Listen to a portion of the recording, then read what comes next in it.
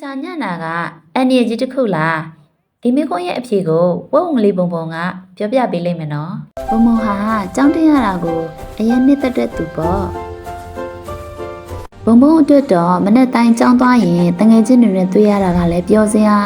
စောင်းအုပ်တွေကိုမြင်ရတာကလည်းစိတ်လှရှားစရာတွေပေါ့ဒါပေမဲ့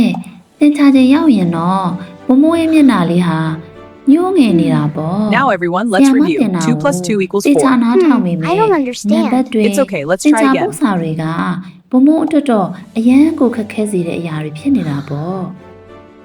စာမေးပွဲတိုင်းမှာဘုံဘုံကစူးစမ်းပေမဲ့သင်္ချာရမှတ်တွေကအရန်ကိုနည်းနေတာပေါ့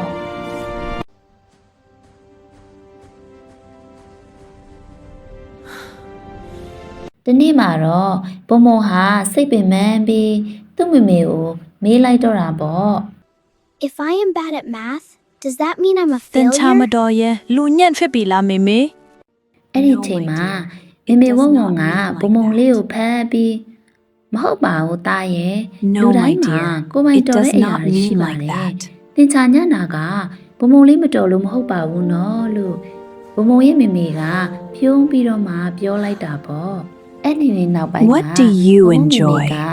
နေတိုင်းမေခွန်းလေးတစ်ခုမေးတာပေါ့ ဒါဘာလုပ်နေတဲ့အချိန်ပြောလဲ သားပဲချီဆွဲရင်ပြောတယ်မေမေ May? ဘုံဘုံမေမေက Can ဘုံ I ဘုံ use အ the တွေ့ red paint? ပကြီးဆွဲ Of စာအု course, ပ်တွေ sweetie. ပကြီးစာအုပ်တွေဆေးရောင်စုံတွေမျိုးစုံကိုဝယ်ပေးတော့တာပေါ့ဒီလိုနဲ့ဘုံဘုံလေးဟာသင်္ချာမရတာကြီးကိုစိတ်ထဲသိမ့်မရှိတော့ပဲပကြီးလေးတွေဆွဲရင်ပျော်နေတော့တာပေါ့တရက်မှာတော့ဘုံဘုံတို့ကျောင်းမှာပကြီးပြိုင်ပွဲကျင်းပတာပေါ့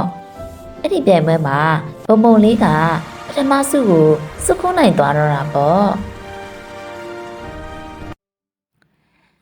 ပုံမြင်လေးကတော့ပြီးပါပြီနော်တသားမမေတို့လည်းပုံပုံလေးလိုဘာသာရန်တစ်ခုခုကိုကြောက်ဖူးကြလားဒီလိုဆိုရင်တော့တသားမမေတို့လည်းကိုယ့်ရဲ့အာသာချက်ကိုရှာဖွေကြရမယ်နော်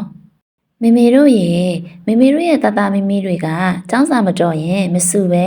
သူတို့ရဲ့ကိုယ်ပိုင်အာသာချက်လေးတွေကိုမေမေတို့နဲ့အတူရှာဖွေထောက်ပံ့ပေးကြရအောင်နော်ဒီလိုပုံမြင်လေးတွေကိုနှစ်သက်တယ်ဆိုရင် channel လေးကိုဆက်လက်အားပေးပါအောင်နော်